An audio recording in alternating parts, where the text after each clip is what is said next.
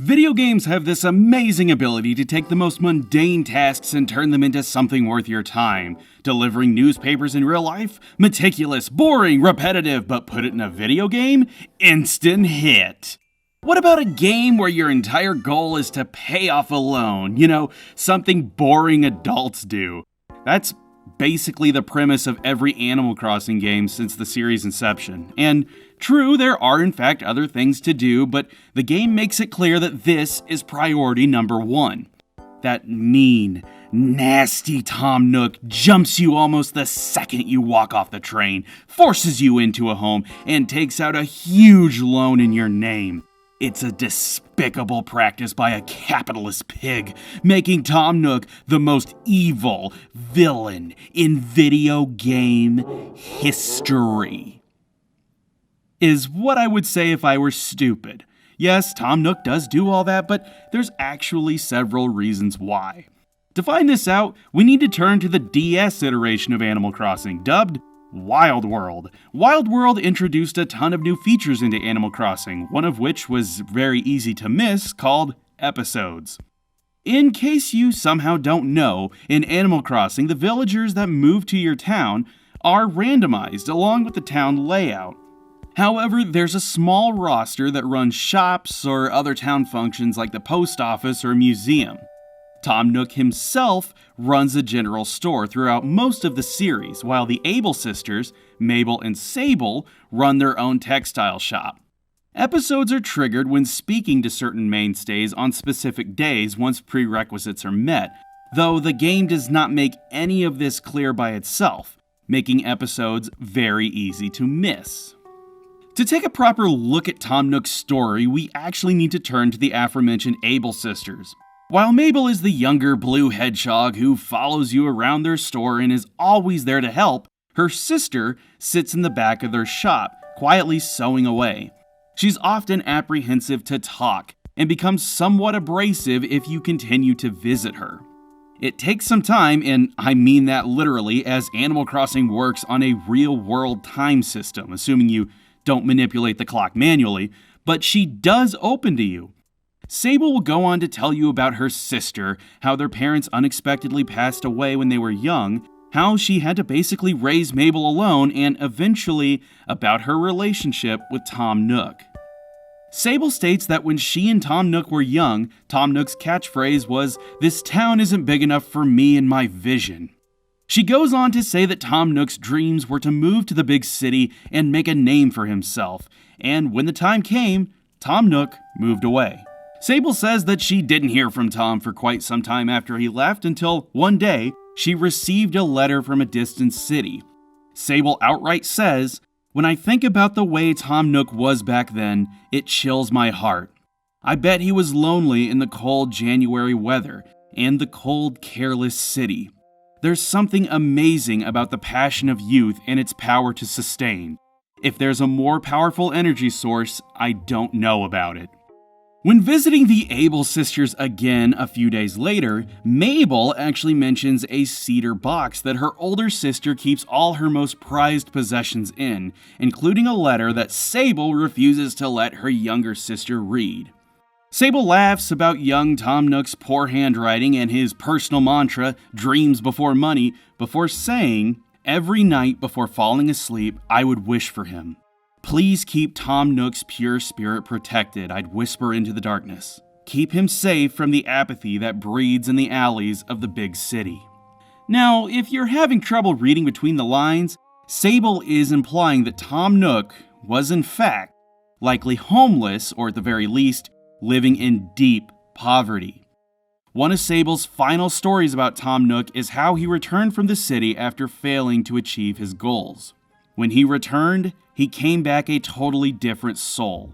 I still believe that if he just clung to those sweet memories like I do, he would have shaken off the heart sickness of those city years. Memories can be sad, but sometimes they can also save you. Tom Nook does divulge details about himself and his past, just like Sable does. He tells the player that he recognizes how brash and egotistical he was about his goals and ambitions in his youth. While Nook never outright states that he was homeless, He does tell you that he made one heir after another, and when he did move back to the small town he currently resides in, it was only with his few meager possessions. Nook, however, doesn't reflect on the experience in a completely negative light, saying, yes, city life was rough, savage, and wild, but all was not dire. Because I experienced the despair of rock bottom, I was able to push myself to become the success that I am now. His return, while welcomed with open arms by friends and family, was one dense with shame. Tom Nook sunk into a depression, doing very little and shutting himself off from those around him. Nook explains, I was so depressed that even the kind words of my friends hurt me. When they tried to console me, I would push them away and even yell at them. Appalling. When I think of my behavior, I'm mortified by the way I acted. But most enlightening of all was his treatment of Sable.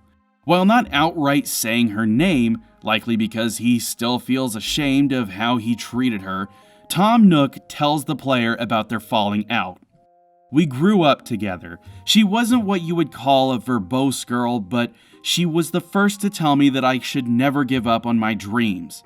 But one day, I turned to her and said these words, "Dreams are nothing in the face of money." She turned her back on me. From that day on, we were never the same again. The strange thing is, her words of encouragement are still with me today. Sable herself will also tell you this same story and how it ruined their relationship and drove the friends apart. She clearly feels sorry for Tom, telling the player how, upon his return, he said very little to anyone and even repeats the phrase, "Dreams are nothing in the face of money." While she hopes the best for Nook, Sable says, his smile started to return after a while, but I think he puts on a brave face to seem like the old Nook. But I just feel he still bears the scars of his time in the city, and they pain him. Tom Nook is well aware of his perception, both from the player and the entirety of the village. When the episodes with him kick off, one of the first things he asks the player is, I bet you think that all I think about is money and how to make more of it, don't you? As we said at the start of the video, Tom Nook may come off as some sort of con artist, someone who wants to take advantage of a fresh face in town. Nook even outright states that he feels it's his job as an adult to teach the younger generation the facts of life, saying, I like to think it's my job to show you young people how hard life is. As an adult, it's my responsibility. It's my true job, if you will. The reality is that this is a facade. Tom Nook suffered numerous hardships and arguably faced homelessness in the pursuit of his dreams and ambitions. While it may seem like he's trying to steal your money and force you into a loan, the fact is, he's making sure you have somewhere to stay. At no point in Animal Crossing are you actually required to fully pay off your home. If you want, you can just ignore that debt entirely. Nook never tacks on interest or seeks a regular payment. He's patient and waits for you to come to him. But don't take my word for it, take it from this developer interview Nintendo themselves conducted during E3 2019 with two of the game's developers, with one giving an enlightening answer to their favorite Animal Crossing character. This is background information on Tom Nook, but he was unsuccessful earlier in his life. Because of this early failure, he has this sense of sadness to him. This is something you're able to learn a little bit about in Animal Crossing Wild World. So, although he may seem like a strict capitalist to some, you do notice that he'll wait forever without adding any interest to your loan. He is a man with a huge heart and somebody that you can depend on. And really, that just about sums up this whole video. Tom Nook is not evil or a villain. It's easy to point your finger and say he's mean for making you work, but really, Tom Nook might be your best friend. And up until New Leaf, you coming to town is what helps Tom Nook's dreams come true, of getting a bigger store and becoming a household name. Tom Nook's not a bad guy. If anything, the world we live in today could do with a few more folks like him.